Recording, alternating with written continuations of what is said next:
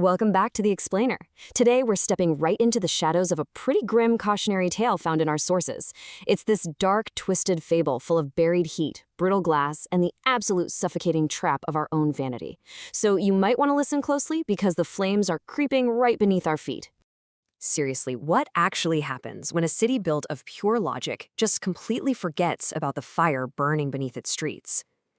Okay, let's dive into this. We're unpacking a fascinating philosophical fable about the hidden dangers of suppressing our deepest, rawest nature.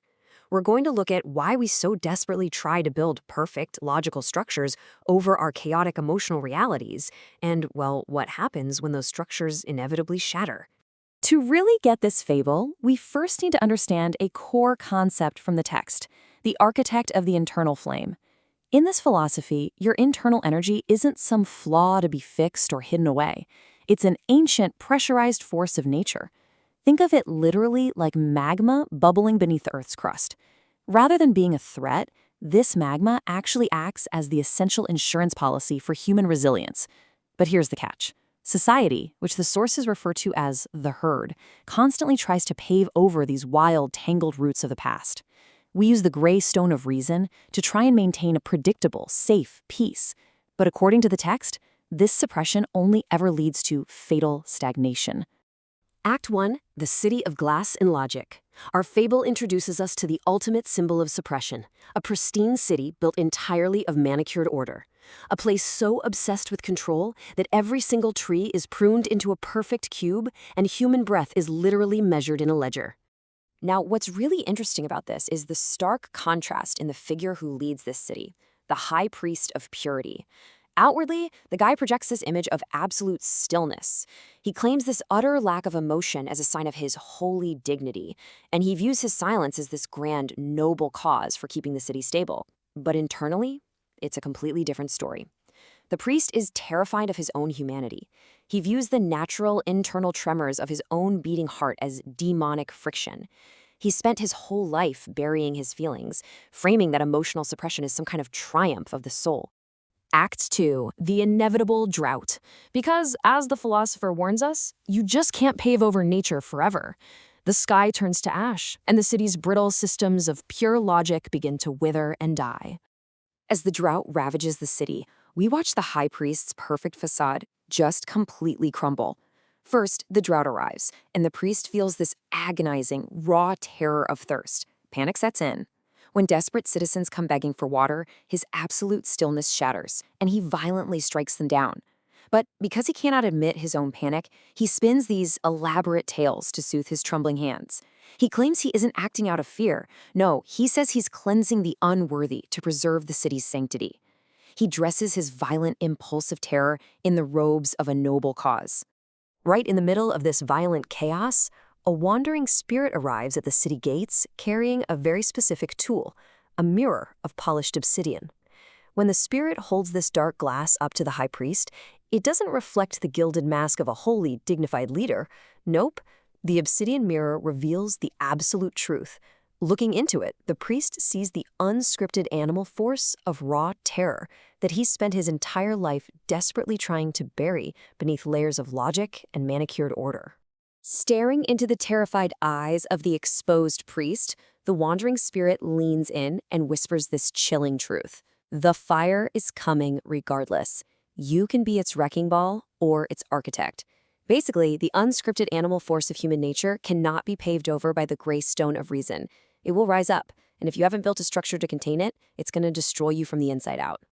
Act 3, The Weaver's Stone Hearth. So, as the priest's pristine world shatters into a pressurized tomb, we shift our focus to the edge of the city. Out there lives a weaver, a woman the logical merchants used to mock for her profound purposelessness.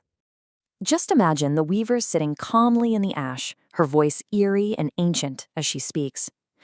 I accepted the pain of the heat long ago, building a stone hearth within my spirit. While your brittle logic burns, my atavistic roots pull moisture from the deep, forgotten earth. She didn't run from the fire, you see. She mastered it. And this brilliantly illustrates the core lesson of the fable.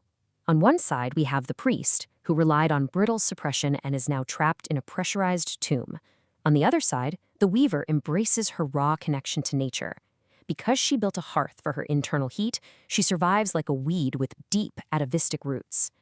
The sources tell us that only the true architects possess this kind of depth and flexibility, the ability to pull life right out of the dark ancient soil when uniform systems utterly fail.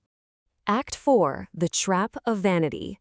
As the smoke clears over the ruins of the Glass City, this dark fable looks directly at us.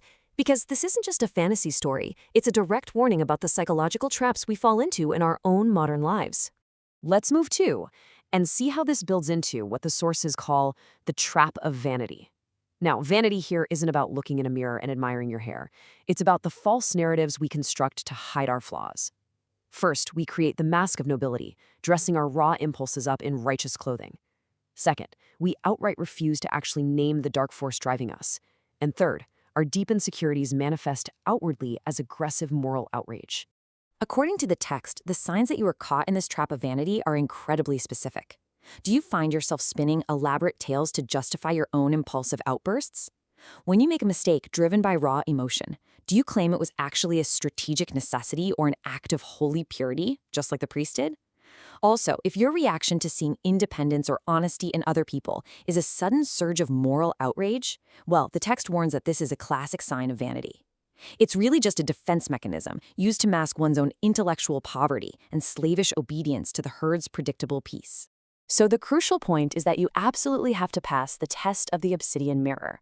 To survive the inevitable droughts of your own life, you must use ruthless intellectual honesty to look right past your own porcelain mask. If your so-called holy silence or your noble anger is actually just a defense mechanism to suppress an internal magma that you are too terrified to deal with, then you aren't an architect of the creative flame at all. You're merely a victim of your own vanity. The fire is coming regardless. It burns beneath the streets of your logic, waiting for the drought to strip away your excuses. As we wrap up this explainer, I want to leave you with one final, haunting question to ask yourself the next time you feel that surge of righteous justification.